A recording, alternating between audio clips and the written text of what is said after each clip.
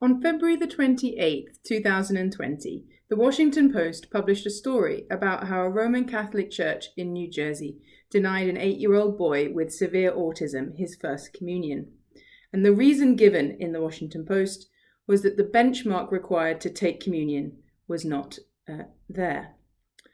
This statement is seemingly contrary to the United States Conference of Catholic Bishops, who have stated that people with disabilities have, quote, the right to participate in the sacraments as fully as other members of the local ecclesial community.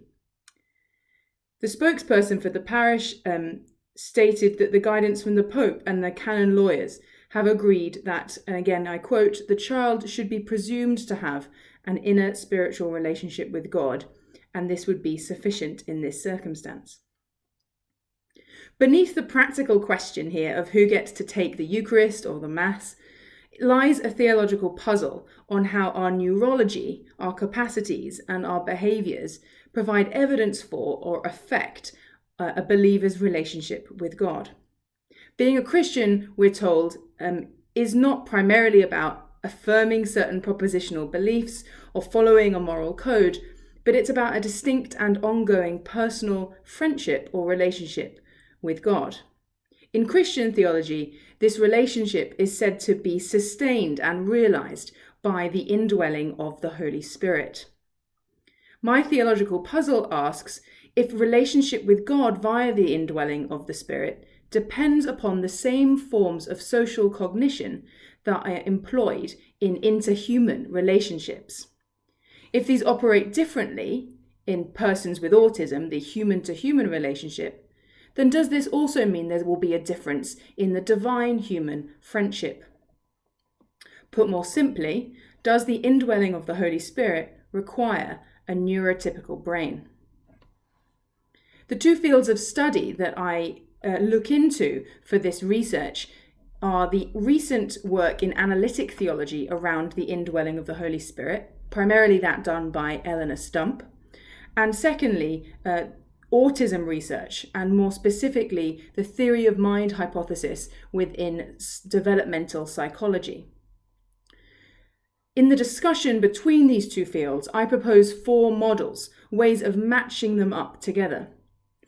The first two, I think we have to reject, and these are the exclusionary model, where autism means that people can't be in friendship with God, or the either-or model, where because of the indwelling of the Holy Spirit is very closely tied to the incarnation of Jesus, then the neurology must be either one way or the other, but the Holy Spirit cannot indwell both types of people. And I think both of these are really problematic. The third model I call the mystery model, where there's no concrete or significant interconnection between neurology and the indwelling of the Holy Spirit. And whilst this is perfectly permissible, it does mean that there can be no further helpful and constructive conversation to be had between theology and psychology on this matter. And so instead I argue for the fourth model, what I call the asymmetrical model, whereby a human's relationship to God from our perspective is very much the same and employs the same neurology that we use for human friendships and relationships. But because God is transcendent, he is not limited by our neurology. And what this means is that everyone could have a relationship with God, regardless of their particular neurology, but this will be different for different types of people. An autistic person should receive communion and will be able to have an inner relationship with God, just as the Roman Catholic Church affirms. But this relationship might be different.